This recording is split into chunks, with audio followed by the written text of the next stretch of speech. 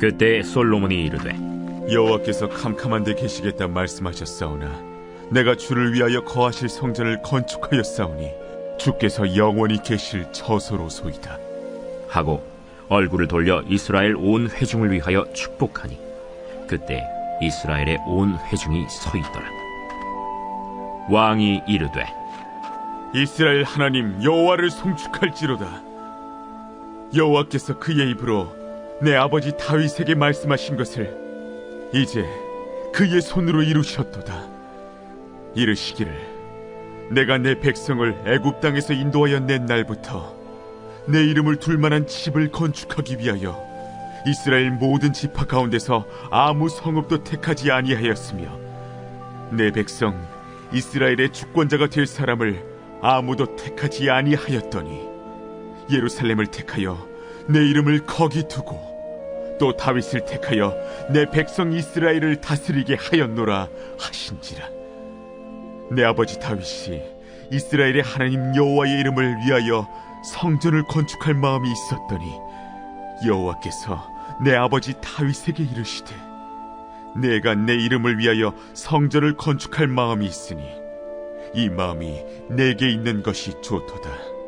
그러나 너는 그 성전을 건축하지 못할 것이요 내 허리에서 나올 내 아들 그가 내 이름을 위하여 성전을 건축하리라 하시더니 이제 여호와께서 말씀하신 대로 이루셨도다. 내가 여호와께서 말씀하신 대로 내 아버지 다윗을 대신하여 일어나 이스라엘 왕위에 앉고 이스라엘의 하나님 여호와의 이름을 위하여 성전을 건축하고 내가 또 그곳에 여호와께서 이스라엘 자손과 더불어 세우신 언약을 넣은 궤를 두었노라. 오늘 말씀은 역대하 6장 1절부터 11절 제자리를 찾은 언약궤입니다. 2006년도부터 생긴 신조어 중에 된장남, 된장녀라는 말이 있습니다. 많이들 들어보셨죠? 이 말은 본인들이 가지고 있는 재산이나 수준에 비해서 명품과 외제를 선호하며 사치를 하는 사람들을 일컬어 하는 말입니다. 그런데 이런 사람들은 이성을 만날 때도 그 사람의 내면보다 외적인 조건에 관심을 갖는 경우들이 많다고 합니다.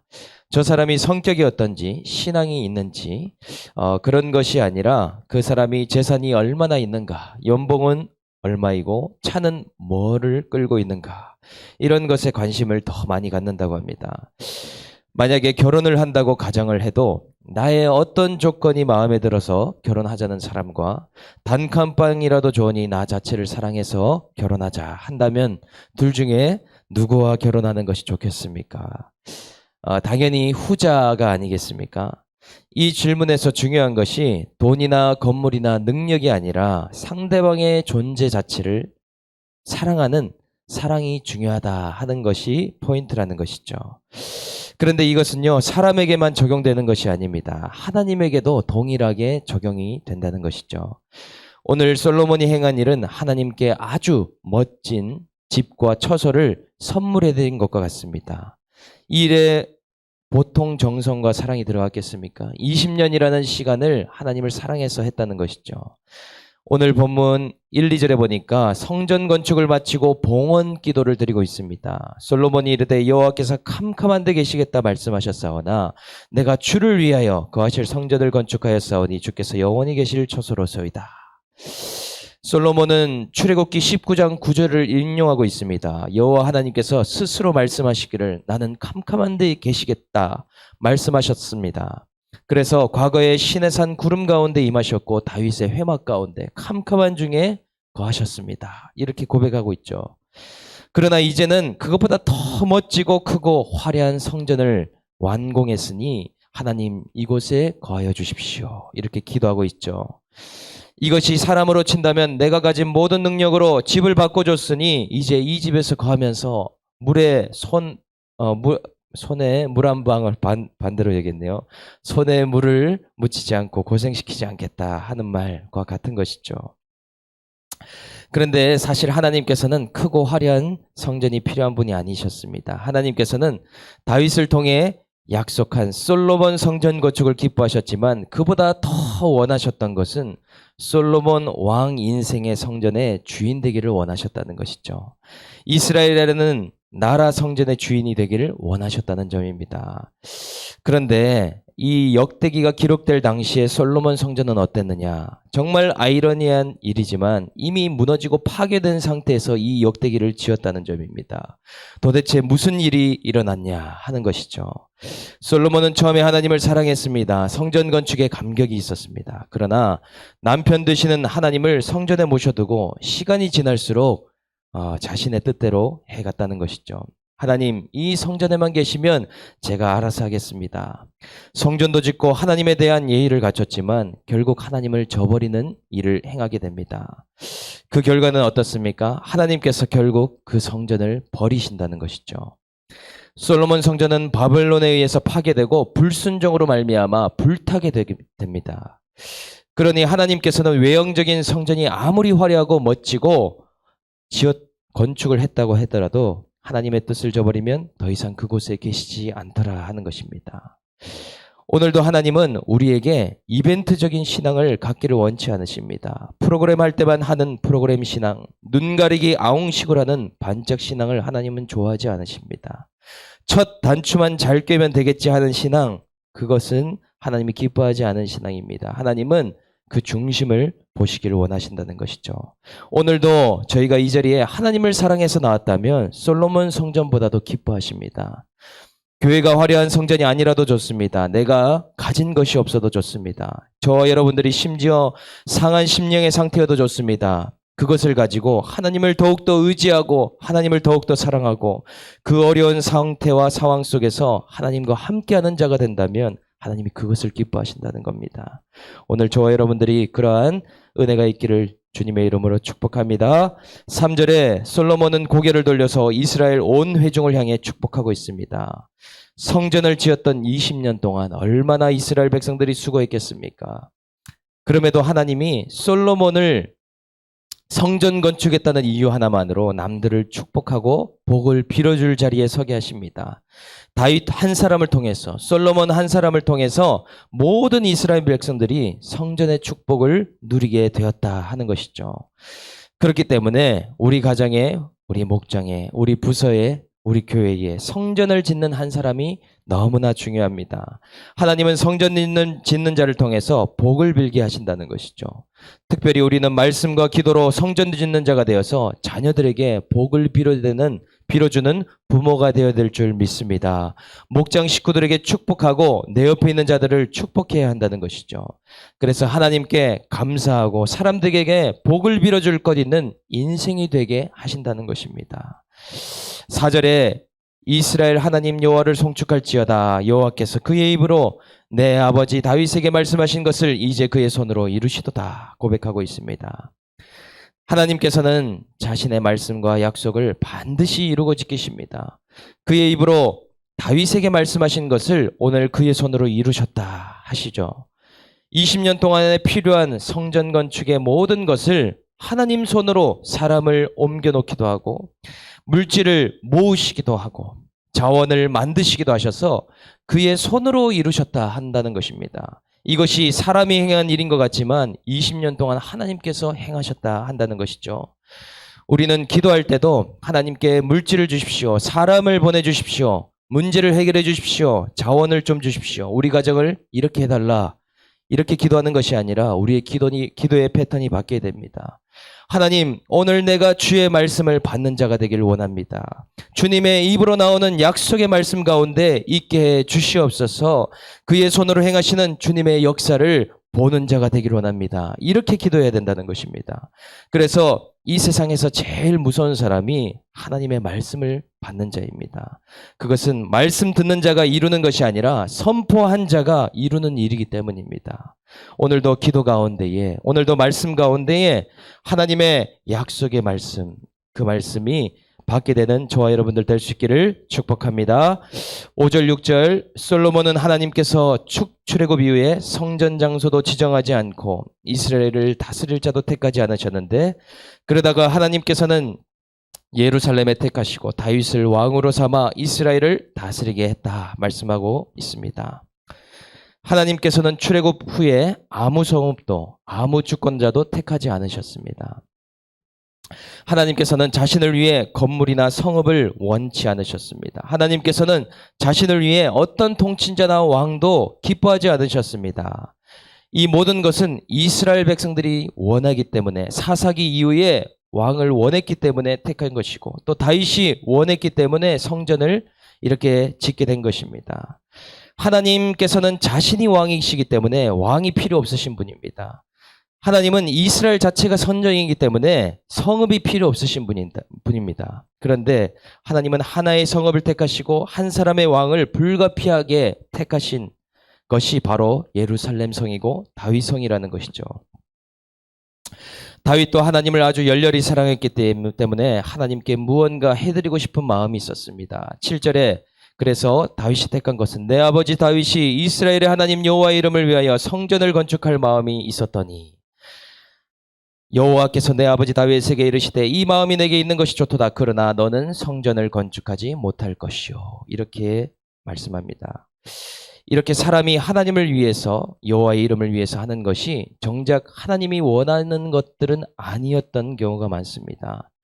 하나님을 사랑해서 한다고 해도 그 열심이 인간의 열심이고 하나님의 사정을 모르는 일이라는 것이죠. 그래서 하나님께서는 다윗의 뜻을 거절하십니다. 그 마음이 있는 것이 좋지만 그러나 너는 성전을 건축하지 못하리라. 다윗이 받은 복 중에 최고의 복은 거절의 복이었습니다. 네가 성전을 건축하지 못하리라. 우리도 거절의 복이 올 때 감사해야 됩니다. 하나님을 위해서 내가 11조를 많이 드리겠으니 주님 나에게 물질을 주십시오. 하나님께 영광 돌리겠으니 자녀의 입시를 허락해 주십시오. 제가 이렇게 할 테니 자식 문제, 남편 문제 좀 해결해 주십시오. 하나님의 살아계심을 나타내겠으니 교회에 부흥을 주십시오. 우리는 이렇게 달라달라, 허락해달라라고 기도를 합니다. 그러나 도리어 허락하지 않은 것이 복이라는 것을 깨달아야 합니다. 자식이 속썩이는 것 때문에 하나님이 곁에 두시는 것을 모르더라는 것이죠. 내가 허락받지 못한 복 때문에 하나님을 의지하고 자꾸 의뢰하게 되는 복을 모르더라는 것입니다. 다윗은 12년이라는 시간 동안 7광야를 통과하면서 하나님과 가까이 하는 복을 받게 됩니다. 성전을 건축하지 않아도 하나님이 얼마나 자신에게 함께 해주시고 이렇게 하나님이 은혜를 주시는 분인지 경험하게 되었다는 것이죠. 내 열심이 하나님께 거절당할 때 그것이 축복이라는 사실입니다. 막상 그 일이 일어나게 되면 하나님을 더 멀리할 것은 하나님이 알고 계시기 때문입니다.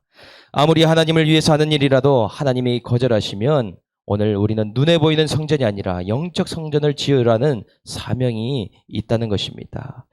나에게 오늘 허락하지 않는 것이 있다면 오늘 그것으로 감사하는 저와 여러분들이 되어야 될 줄 믿습니다.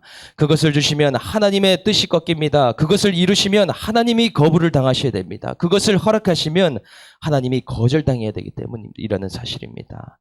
오늘 이러한 하나님의 마음을 우리들이 알아야 합니다. 9절 하반절부터 네 허리에 나올 네 아들 그가 내 이름을 위하여 성전을 건축하리라 하시더라.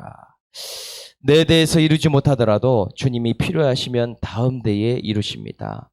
내가 당대의 믿음을 가지고 너무나 많은 전투와 전쟁을 치러야 됩니다. 다윗은 성전 건축을 하지 못한 이유가 피를 많이 흘렸기 때문에, 전투를 많이 했기 때문이라고 하나님 말씀하셨죠.